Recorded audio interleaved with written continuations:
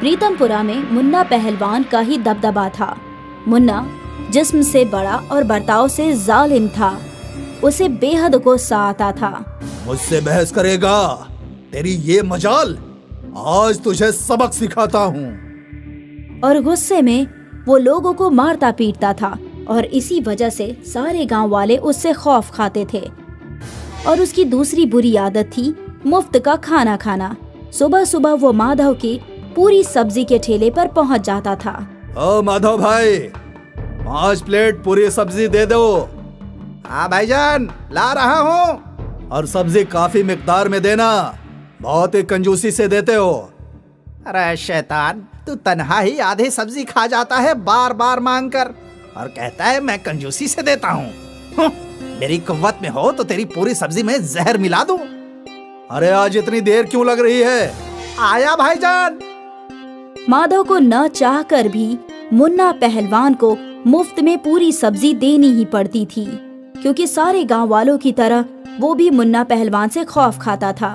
पूरी सब्जी खाने के बाद मुन्ना पहलवान समोसा खाने जोगी के समोसे के ठेले पर पहुंच जाता। अबे ओ जोगी, 10-12 समोसे दे, चटनी के साथ। जी देता हूँ। अरे इस गधे का कुछ तो करना पड़ेगा, हर रोज मुफ्त का समोसा खाने आ जाता है। इसकी वजह से मेरा कितना नुकसान हो रहा है। हे भगवान, कोई तो तरकीब दे दो।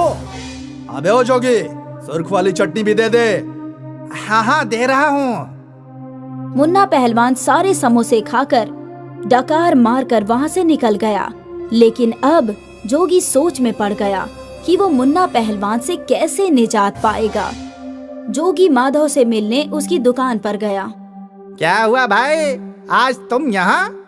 अब क्या बताऊं माधव भाईजान, मुन्ना पहलवान की मुफ्तखोरी से परेशान हूँ। अरे परेशान तो मैं भी हूँ, लेकिन क्या कर सकते हैं। मुन्ना पहलवान से भला कोई कुछ कह सकता है?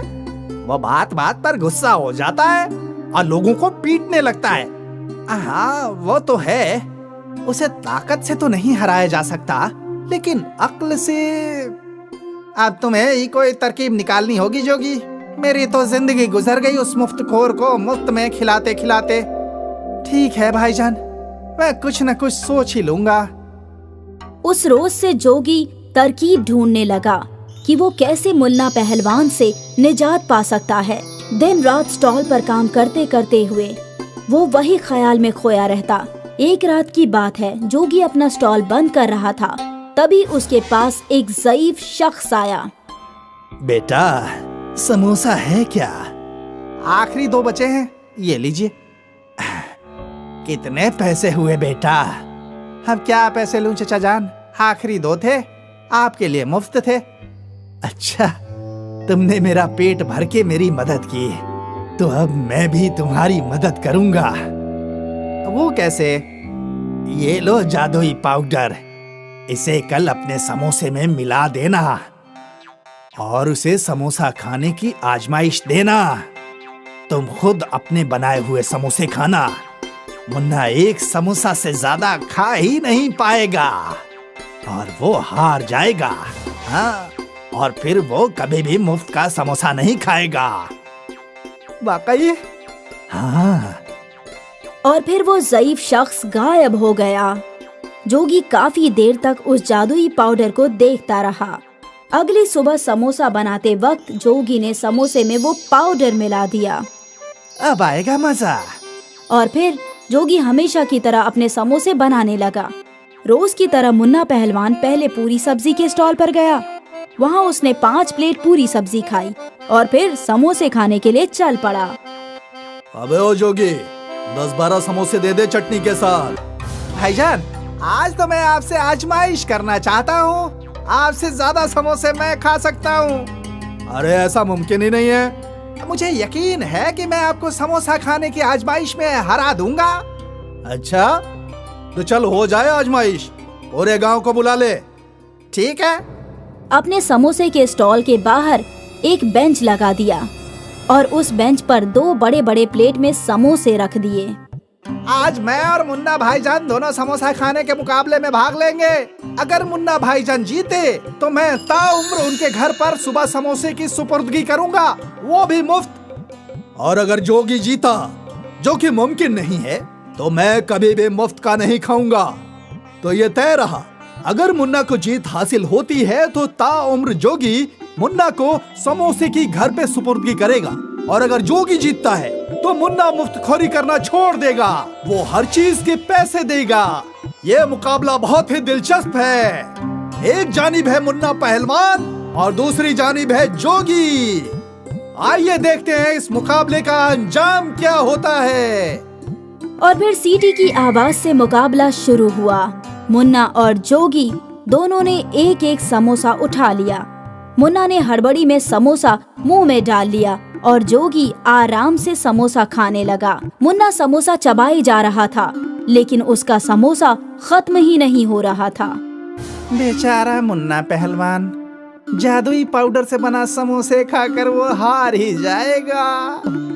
जोगी ने एक समोसा खत्म किया और फिर दूसरा खाने लगा, फिर तीसरा, फिर चौथा। मुन्ना पहलवान अभी तक पहला समोसा ही खा रहा था। ये मुझे क्या हो रहा है? मैं खा क्यों नहीं पा रहा हूँ? ये मुझे क्या हो गया? वहाँ देखते ही देखते जोगी ने 8 समोसे खा लिए। मालूम होता है मुन्ना पहलवान का पेट भरा हुआ है, वो तो एक भी समोसा नहीं खा पा रहे हैं। मुन्ना पहलवान ने उसे घूर कर देखा, लेकिन काफी वक्त से मुन्ना पहलवान से पहला समोसा ही खत्म नहीं हो पा रहा था। आखिर परेशान होकर मुन्ना बेंच पर से उठ गया। क्या हुआ मुन्ना भाईजान? मुन्ना की आंख, नाक और मुंह सब सुर्ख हो चुके थे। वो समोसा खत्म ही नहीं कर पा रहा था और फिर आखिरकार उसने वो समोसा थूक ही दिया। मैं अपनी हार कबूल करता हूँ। तो आज एक नामुमकिन जीत हासिल की है जोगी ने। जोगी ने 10 समोसे खा लिए और मुन्ना हार गया है। वो एक भी समोसा नहीं खा पाया। मुन्ना पहलवान इतनी बुरी तरह से हारेगा ये सोचा भी नहीं था। अरे ये कैसा पहलवान है? अरे भाई, इससे बेहतर तो जोगी है। मुन्ना पहलवान के तो दिन भर गए। गांव वाले तरह तरह से मुन्ना पहलवान का मजाक उड़ा रहे थे और इस मर्तबा मुन्ना को सबकी बातें सुननी पड़ रही थी। मुन्ना पहलवान पहली मर्तबा मुकाबला हारा था। लानत है मुझ पर। मुन्ना अपना मुंह छुपाकर वहाँ से भाग निकला। सारे गांव वालों ने जोगी की बहुत तारीफ की। वाह जोगी, तुमने तो कमाल ही कर दिया। तुमने हम सब की परेशानी हल कर दी। और भाईजान, मुन्ना पहलवान ने तो मुंह की खाई है। लगता नहीं कि अब कोई गांव वाला उससे खौफ खाएगा। उस रोज से मुन्ना का दबदबा खत्म हो गया। अब गांव वाले उससे खौफजदा नहीं होते थे और ना ही वो मुफ्तखोर बनकर गांव वालों के ठेले से मुफ्त में खाया करता था। अरे माधव भाईजान, 3 प्लेट पूरी सब्जी दे दो और ये लो पैसे। देता हूँ मुन्ना भाईजान। मुन्ना की मुफ्तखोरी का खात्मा हुआ और ये सब जादुई पाउडर से बने जादुई समोसे की वजह से हुआ। गोपाल और जगन 2 भाई थे। गोपाल का गांव में एक छोटा सा ढाबा था और जगन शहर में एक कैंटीन चलाता था। गोपाल का ढाबा अक्सर खाली रहता था, जबकि जगन की कैंटीन हमेशा ग्राहकों से भरी रहती थी और इसी वजह से गोपाल की आमदनी बहुत कम थी और जगन की बहुत ज्यादा। गोपाल को अपनी बेटी को अंग्रेजी मीडियम स्कूल में दाखिला दिलाना था। शोभा, इस माह भी बस 10,000 की ही कमाई हुई है। इतने कम पैसों में कैसे होगा सब? आप फिक्र मत कीजिए, सब कुछ हो जाएगा। इस बरस में राधा का अंग्रेजी मीडियम में दाखिला करवाना चाहता था। कोई बात नहीं, अगर इस साल नहीं हो पाया तो अगले साल करा देंगे। इस साल राधा सरकारी स्कूल में ही चली जाएगी। यही बात तुमने पिछले साल भी बोली थी। कैसा बाप हूँ मैं, अपनी बेटी का दाखिला भी नहीं करवा पा रहा हूँ। अब आप जानबूझ के तो ये सब नहीं कर रहे हैं ना, आपकी मजबूरी है। हौसला रखिए, आहिस्ते आहिस्ते सब ठीक हो जाएगा। उस रोज गोपाल बेहद मायूस था। उसने अपने भाई जगन को फोन लगाया। हाँ भाईजान, बोलिए। और सब खैरियत से तो है? सब खैरियत है। अच्छा सुनो, मुझे तुम्हारी मदद की दरकार है। राधा के दाखिला के लिए पैसों की जरूरत है। अब आपसे क्या छुपाऊं भाईजान, आजकल कमाई ही नहीं है। मैं यहाँ कैसे गुजारा कर रहा हूँ मैं ही जानता हूँ। अगर मुझसे हो पाता तो मैं जरूर करता। ठीक है, कोई बात नहीं, तुम अपना ख्याल रखो। जी भाईजान। जगन ने अपने बड़े भाई को सरासर झूठ बोल दिया। जगन की कमाई तो दिन दोगुनी रात चौगुनी हो रही थी, लेकिन वो खुदगर्ज था। भाईजान को लगता है कि मेरे पास पैसों का दरख्त है। जब आफत आई कॉल लगाया, पैसे पहुंच जाएंगे। अच्छा है मैंने भाईजान को झूठ बोल दिया, अब वो दोबारा मुझसे पैसे नहीं मांगेंगे। और यहाँ गांव में गोपाल सोच रहा था कि वो क्या करे। कुछ तो ऐसा करना पड़ेगा जिससे ग्राहक ज्यादा आए, लेकिन क्या करूं? वो सोच ही रहा था कि तभी उसके ढाबे के सामने 2 साधु बाबा तशरीफ लाए। इतनी देर से चल चल कर बहुत भूख लगी है, लेकिन हमारे पास तो पैसे ही नहीं है, और यहाँ इस गांव में किसी ने हमें भीख भी नहीं दिया। अब हम क्या कर सकते हैं? गोपाल बेहद रहमदिल था। उसने दोनों साधु बाबा को अपने ढाबे में बुलाया। आइए महाराज, तशरीफ लाइए। लेकिन बेटा हमारे पास तुम्हें देने के लिए पैसे नहीं है। कोई बात नहीं, आपको भूख लगी है और मेरे पास खाना है। बड़े ही अमीर शख्स हो तुम। नहीं बाबा, मैं तो बेहद गरीब हूँ। इतना गरीब कि मैं अपनी बेटी का स्कूल में दाखिला भी नहीं करवा पा रहा। मेरी बेटी का दाखिला मेरे कुव्वत में नहीं है, लेकिन आपको खाना तो खिला ही सकता हूँ। आप तशरीफ रखिए, मैं अभी खाना लेकर आता हूँ। गोपाल दोनों साधुओं के लिए दाल मखनी और रोटियां ले आया। शुक्रिया बेटा। भूखे साधुओं ने नोश फरमाना शुरू कर दिया। जब उनका खाना खत्म हुआ तो गोपाल उनके पास आया। तुम बहुत ही बेलौस हो। तुम्हारी नेकी ने मेरे दिल को कायल बना दिया है बेटा। मैं तुम्हें कुछ देना चाहता हूँ, एक जादुई मंत्र। ओम अन्नपूर्णाय नमः। अब से रोज तुम दाल मखनी बनाते वक्त इस मंत्र का जाप करना, और हर रोज कम से कम 10 गरीबों को खाना खिलाना। भगवान हमेशा तुम्हारा भला करेंगे। जी बाबा जी। गोपाल ने दोनों साधुओं से दुआएं खैर ली और वो साधु वहाँ से चले गए। अगली सुबह गोपाल ने अपना ढाबा खोला और सफाई की, और फिर खाना बनाने की शुरुआत की। उसने दाल चढ़ाई। ओम अन्नपूर्णाय नमः। ओम अन्नपूर्णाय नमः। ओम अन्नपूर्णाय नमः। गोपाल दाल मखनी बनाते बनाते उस दिव्य मंत्र का जाप कर रहा था। जैसे ही उसकी दाल मखनी बन गई, उसके ढाबे पर ग्राहकों की भीड़ लग गई। भाईजान दाल मखनी मिलेगी क्या? हाँ अभी लाया। मुझे भी दाल मखनी चाहिए भाईजान। आप सब लोग तशरीफ रखिए, मैं सबके लिए दाल मखनी लाता हूँ। गोपाल जैसे जैसे दाल मखनी बनाता गया, वैसे वैसे ग्राहकों की भीड़ लगती गई। फिर दोपहर के वक्त कुछ गरीब लोगों को उसने दाल मखनी खिलाई। ऊपर वाला आपको बरकत दे। शुक्रिया भाईजान। उस रोज सुबह से शाम तक गोपाल दाल मखनी बनाता गया और ग्राहक दाल मखनी खाते गए।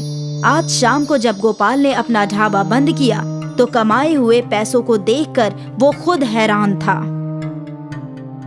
एक ही रोज में 10,000 रुपये, बाप रे।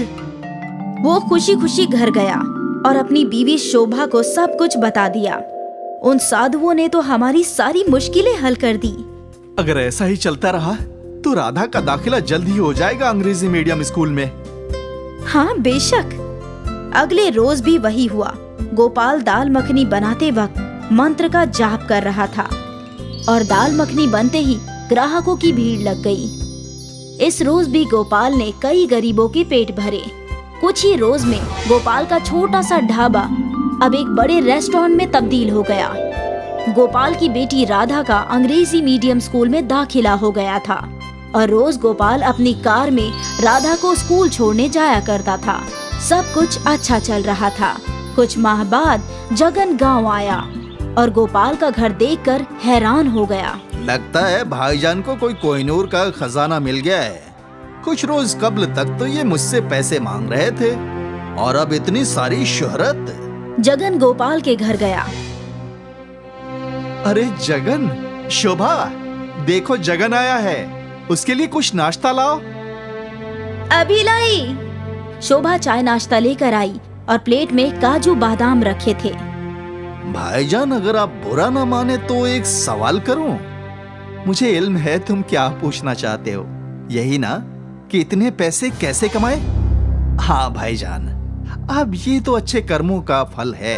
एक रोज मेरे ढाबे पे 2 भूखे साधु आए थे। गोपाल ने जगन को सारी कहानी बताई। आज ये जो कुछ भी है वो उस जादुई मंत्र की वजह से है। भाईजान, क्या आप मुझे भी वो मंत्र सिखाएंगे? हाँ, क्यों नहीं। अब वैसे भी तुम मेरे भाई हो, मैं तुम्हें दाल मखनी बनाना भी सिखाऊंगा और वो मंत्र भी सिखाऊंगा। फिर तो मैं भी आपकी तरह अमीर बन जाऊंगा। लेकिन ख्याल रहे, तुम्हें रोज 10 मुफलिसों को दाल मखनी खिलानी है। जी भाईजान। गोपाल जगन को अपने घर के बावर्ची खाने में ले गया। वहाँ उसने जगन को दाल मखनी बनाना सिखाया। ओम अन्नपूर्णाय नमः, ओम अन्नपूर्णाय नमः, ओम अन्नपूर्णाय नमः, ओम अन्नपूर्णाय नमः। जगन दाल मखनी बनाने की पूरी तरकीब सीख गया था। उसने अपने भाई को शुक्रिया अदा किया और फिर शहर लौट गया। उस रोज वो अपने कैंटीन में गया और दाल मखनी बनाना शुरू कर दिया। ओम अन्नपूर्णाय नमः, ओम अन्नपूर्णाय नमः, ओम अन्नपूर्णाय नमः। और साथ ही उस मंत्र का जाप भी कर रहा था। अब जल्दी ही ये सब बिक जाएगी और मुझे ढेर सारे पैसे भी मिलेंगे।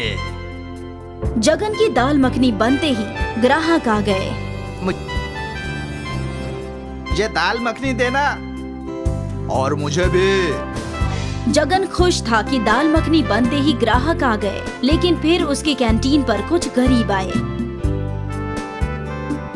भाईजान, कई रोज से कुछ खाया नहीं है, कुछ खाने को दे दो। अरे आठ भिखारी, कैंटीन खुला नहीं किया जाते हैं, दफा हो यहाँ से।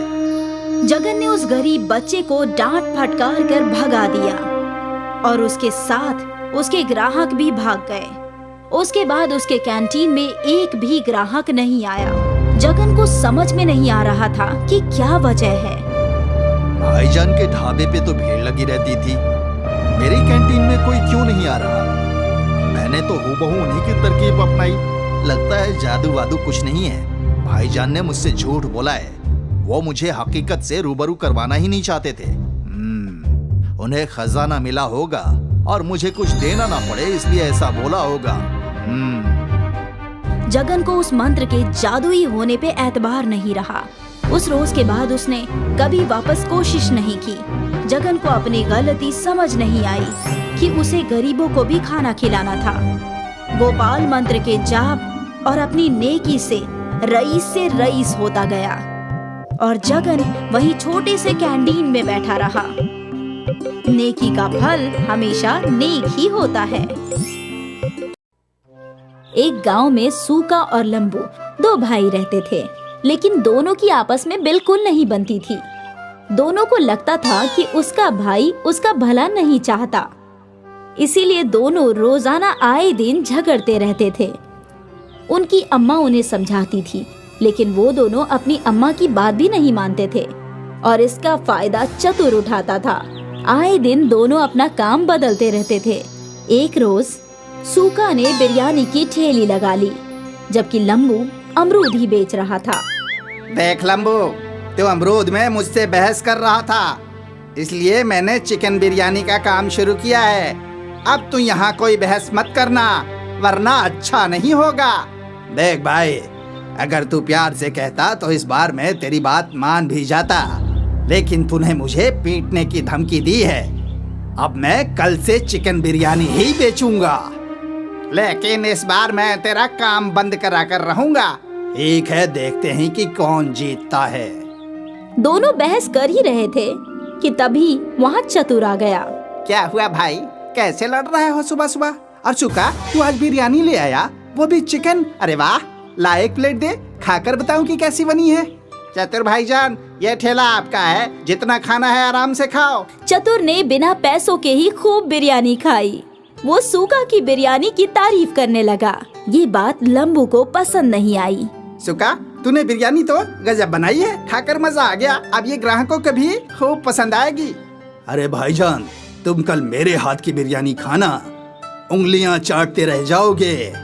ठीक है, कल की कल देखी जाएगी। अभी तो तुम अमरूद ही खिला दो, तुम्हारे अमरूद भी कम अच्छे नहीं हैं। लंबू थोड़ी सी तारीफ से खुश हो गया और चतुर को मुफ्त के अमरूद मिल गए। सूका ने दिन भर बिरयानी 50 रुपए में बेची और उसकी अच्छी कमाई हुई। ये बात उसकी आंखों में खटक रही थी। शाम को दोनों भाई अपने घर की जानिब चले। अगले रोज लंबू सूका से पहले ही अपनी कार्ट लेकर पहुंच गया और उसने उस बोर्ड पर लगा दिया चिकन बिरयानी 40 रुपए प्लेट। कुछ ही देर में वहाँ सूका भी आ गया। पागल, इतने कम में बिरयानी बेच रहा है।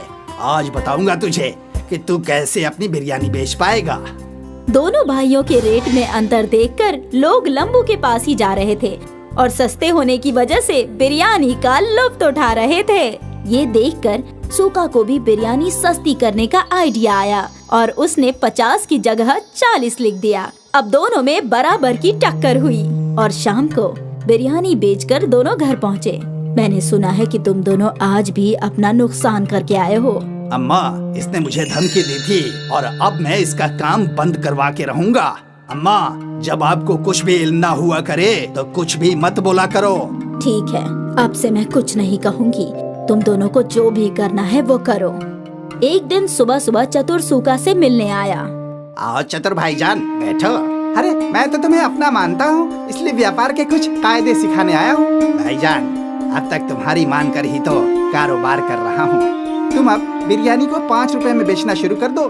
5 रुपए में तो चिकन का खर्चा भी नहीं निकलता। तुम अपने भाई को हराना चाहते हो ना, तो तुम्हें पैसे अपनी जेब से लगाने होंगे। लेकिन मेरे पास तो पैसे ही नहीं है। तुम्हारा ये भाई कब काम आएगा? जितने पैसे तुम्हें चाहिए मैं दूंगा। जब तुम कुछ कमा लो तो मुझे वापस कर देना। चतुर ने सूका को कर्जा दे दिया और सूका ने 5 रुपए चिकन बिरयानी का बोर्ड लगा दिया। उसके पास लाइन लग गई। लोग टोकन लेकर अपनी बारी का इंतजार कर रहे थे। लंबू ये देखकर दुखी हो रहा था। तभी वहाँ पर चतुर पहुँच गया। क्या हुआ लंबू, तुम मायूस क्यों हो? अंजाम सामने है और आप मुझसे मायूसी की वजह पूछ रहे हो। तो तू भी 5 रुपए में बिरयानी बेचनी शुरू कर दे। मेरे पास इतने पैसे ही नहीं है। ना जाने सूका के पास पैसे कहाँ से आ गए। तुम फिक्र मत करो, मैं तुम्हें कर्ज देता हूँ और तुम भी अब 5 रुपए में बिरयानी बेचना शुरू कर दो। चतुर ने लंबू को भी कर्जा दे दिया और दोनों भाई 5 रुपए में चिकन बिरयानी बेचने लगे। आइए आइए, 5 रुपए में चिकन बिरयानी खाइए। आइए आइए, 5 रुपए में चिकन बिरयानी खाइए। एक प्लेट में चिकन के 4 बोटियाँ, जायकेदार और किफायती चिकन। एक प्लेट में 5 बोटियाँ और सिर्फ 5 रुपए में। दोनों भाइयों की दुश्मनी का लोगों ने जमकर फायदा उठाया और 5 रुपए में भरपेट बिरयानी खाए। आज दोनों भाई दोपहर को ही सारी बिरयानी बेचकर घर पहुँचे। कितना कमाया आज। सूखा और लंबू ने अम्मी जान को सब कुछ सच बताया। अच्छा, तो तुम दोनों को पैसे चतुर ने दिए थे। अब तुम खुद सोच लो कि वो क्या चाहता है। अम्मा, हमें माफ कर दो। हाँ अम्मा, हम आज से आपस में नहीं लड़ेंगे। जितना हम लड़ाई करते रहेंगे उतना दूसरे लोग फायदा उठाएंगे। हाँ अम्मा, हमें ये आज समझ में आ गया है। अब हम मिलकर काम करेंगे और चतुर को सबक सिखाएंगे। दोनों भाइयों ने एक ही कार्ट पर बिरयानी लगाई और बोर्ड लगाया लंबू सूका बिरयानी वाला। अगले रोज वो दोनों पहुंच गए। जब चतुर ने अगले रोज जाकर देखा तो उसके होश फाख्ता हो गए और उसने इत्तिहाद को देखकर वहाँ से दूर भाग जाना ही बेहतर समझा। दोस्तों, इससे हमें सबक मिलती है कि हमें आपस में इत्तिहाद बनाकर रखनी चाहिए, वरना कोई और इसका फायदा उठा जाएगा। और साथ ही चापलूसों से होशियार रहना चाहिए, वरना जल्द ही डूब जाओगे।